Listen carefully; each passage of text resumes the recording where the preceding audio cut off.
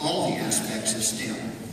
His goal is to attend the United States Military Academy and become a mechanical engineer and serve in the Corps of Engineers. He's a member of the Symphonic and Jazz Band and serves as captain of the concert band. His experience as the loading crew captain for band has helped the science fair community as he helps everyone with loading, unloading, and project setup. Thank you. Nicholas is on the wrestling team and has participated in several triathlons and 5Ks. He is an advanced placement scholar. He has participated in regional science fairs for 5 years, chosen as a state fair finalist for 3 years, and represented the East Panhandle region as an Intel ISIF finalist last year.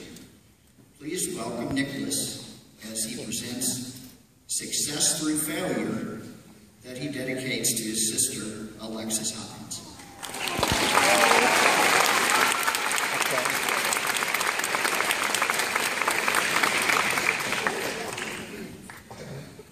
This room is filled with the best and brightest people in Florida.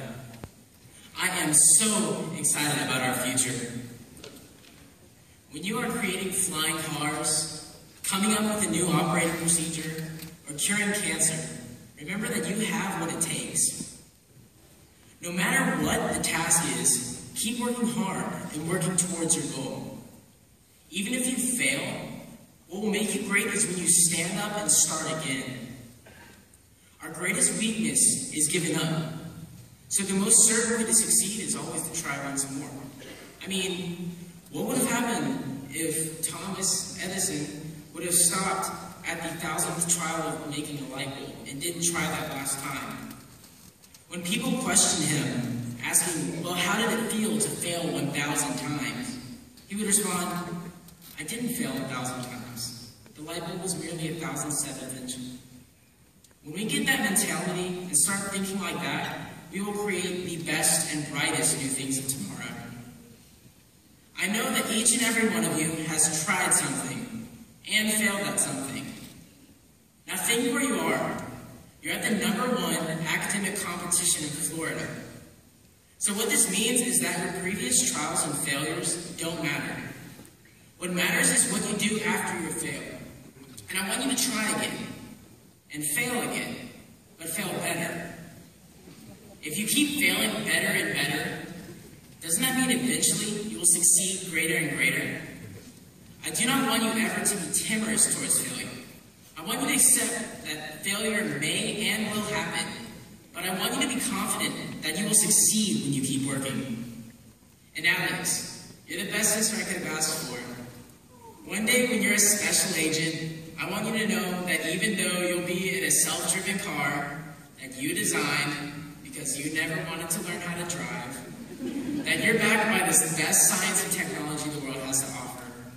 I want to see how all of your successes and failures and trials will make you who you will be.